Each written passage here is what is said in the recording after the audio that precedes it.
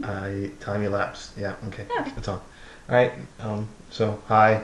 Hi. I'm Chris, that's Dale. Hi, Dale. Hi, Chris. Hi. So here is the long-awaited story of Hypo Squirrel. Dale? Right, so usually we spend the week out in Arlington at my place, and we spend the weekends out in Sterling, Virginia at Chris's place. It's the weekend getaway. Right, the lovely getaway in the suburbs. So we got to his place Saturday morning, opened the door, I walked in first, and there was junk on the floor. Just like papers and weird garbagey stuff. I walked in, I was like, something's not quite right here. I look around a little bit, come back, Chris has come inside, and he also has noticed that there's junk on the floor.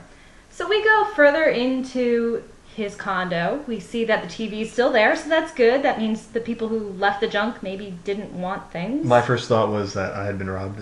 Yeah. Yeah, oh, absolutely. I think we were both thinking that, but not saying it, because that's a scary thing to say. Very.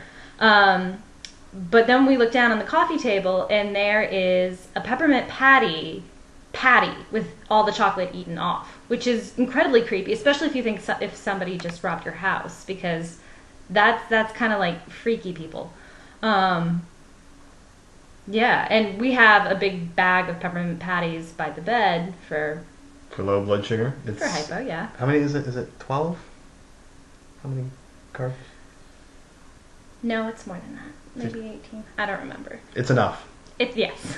It's stronger than one single glucose tablet or 3 glucose tablets, but I would consider it weaker than juice. Anyway. If you want to rank these things, right. I guess. This is going to get long.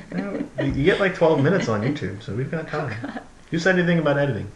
So we're like, all right, so something's not quite right. We'll go upstairs, see what's going on. So we start going upstairs. We see more peppermint patties with the chocolate eaten off, wrappers all over the place, weird junk on the floor.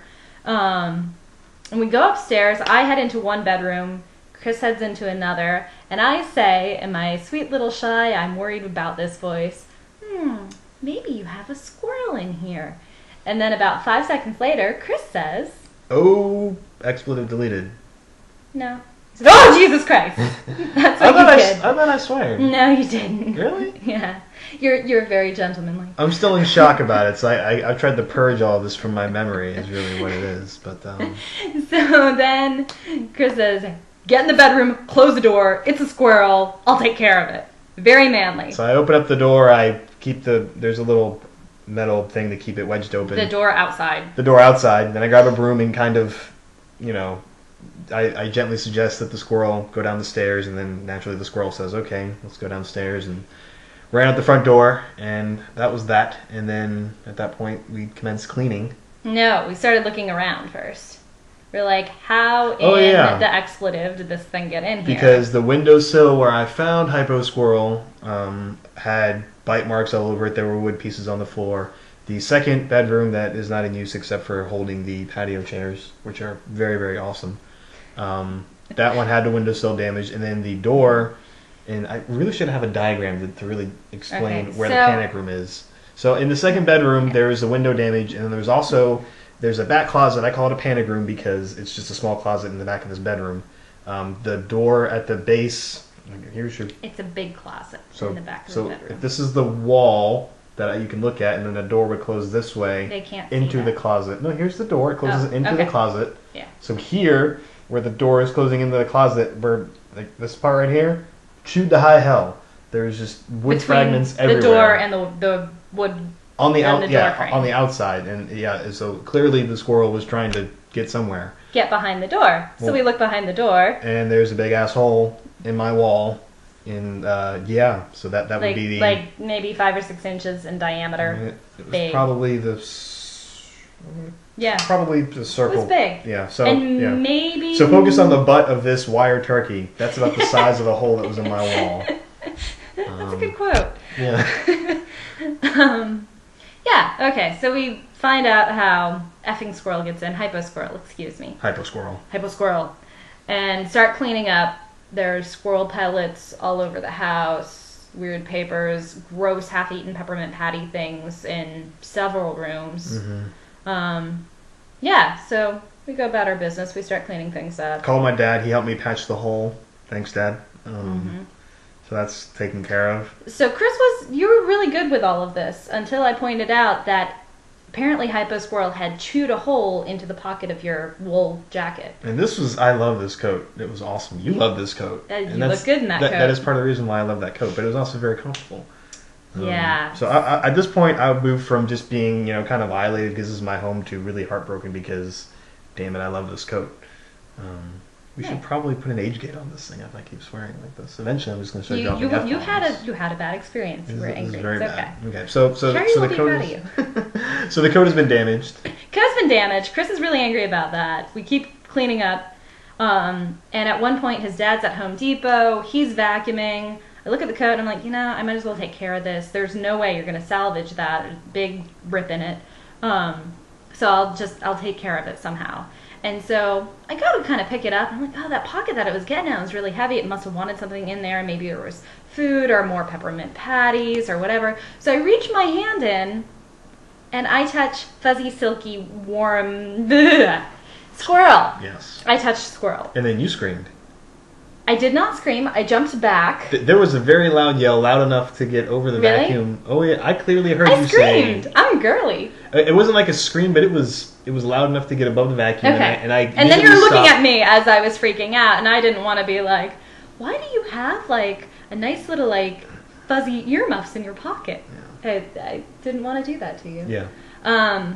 So I wasn't quite sure I was believing what had just happened, and I kept watching the jacket. And it started moving. So that's when I yelled. And I was like, you need to take that jacket outside now. So I grabbed the paint extension pole that I used to paint the ceiling above my steps. I think it goes out to about 20 feet. So that's cool. Took that outside, put it on the outside railing, and once I dropped it on the railing, one squirrel, I'm going to be specific right now, one squirrel jumped out and kind of did like a lap around the coat and then disappeared again. Into the pocket. Into the coat. Oh, into the coat, somewhere. Yeah, so we're not entirely sure if it was the pocket or they chewed through the lining. They get just kind of hang out entirely in the coat because, like I said, it was a really nice coat, so there's a lot of fuzz to hang out in.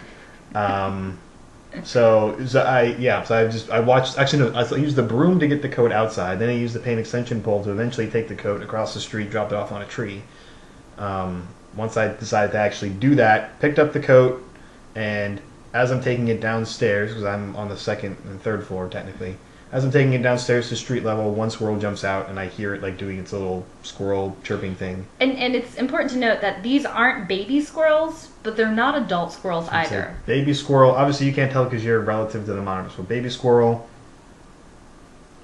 Teenager. Adult squirrel. So we had about teenagers. Yeah. That's like body length without tail. Yeah. So so babies. Let's say baby squirrel. Let's say this is adult squirrel. Yeah. We had teenagers. Yeah.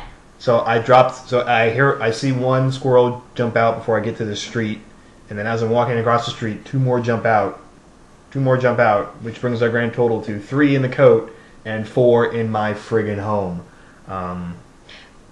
But the goal was if it was a nest and there were babies or young teenagers or whatever, was just to put the coat outside, let them do whatever they needed to do in it, evacuate it when they were ready, which apparently was when they were crossing the street. Yeah, and so we've been doing the Arlington-Sterling shift for a pretty regular time.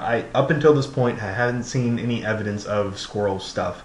We've been up in the room that was the entry point for the squirrels because we constructed the patio chairs there. Hadn't seen any clear indication of what was going on, but to my fault, I hadn't looked back where the hole eventually was. So there could have been a small hole and eventually got bigger. Who knows? It could have been like just like a massive surge. It could have been what was the big thing in France? What was it? Was it D-Day? Yeah. It could have been D-Day on my wall from squirrels, and apparently I was the Nazis, I guess, which is just a terrible thing to say. But we think that the reason that they went into the peppermint patties, and the peanut jar too. There was a peanut jar where they chewed all the plastic off of the cap and didn't get to peanuts. But we think that the reason was they were actually trapped in here because the door was backed into a corner and I think it got pushed back so they couldn't get back into the hole. Which is why they started chewing at the door to try and get back to the hole. And the windowsills and everything else. So the real the other big issue is that this coat that was on the banister, which was the home for at least 3 squirrels, it had been there for a while. It was on a chair in the kitchen where we're recording right now for a while, and then I put it on the banister because it's getting warmer and I don't need it. So it had been there for probably 2 months, I'm guessing. I don't want to believe that there have been squirrels in there for 2 months. I'm guessing.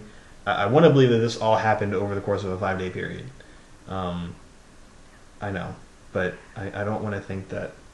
Yeah, it's bad. But they weren't there. I mean, we can tell just from their size that they weren't there from whenever they were babies. They weren't born there. They were probably moved there, which I've looked at mother squirrels too. But yeah, so now the condo, or at least called the condo association. They checked outside on Monday, didn't find anything substantial. Checked inside on Tuesday, found a sizable hole in my attic, which became the entry point. That was the beginning of D-Day. That was, so I guess the beach would have been the attic, and then the actual like mainland France was my wall. Like analogies? Yeah, and then they just took over Paris and took a big dump on it. God. Yeah. So that's Hypo Squirrel.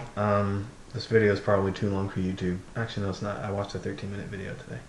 Why would you want to watch Nobody wants to watch this for 13 minutes. You never know. There might be some funny points by the time. Hey, if you guys are still watching this, good for you. People listen to an hour. That's dedication people to listen Hypo to an Squirrel. hour of my podcast. And the fact that your couch smells like squirrel junk now. We're working on that. Okay. This is my home. It's really depressing. I'll protect you. So, thank you. Yeah. All right, so that's the squirrel story. Moral, is there a moral, I guess? Don't let holes get into your house, I don't know. Check your pockets often. Not just before you do laundry. Have pets?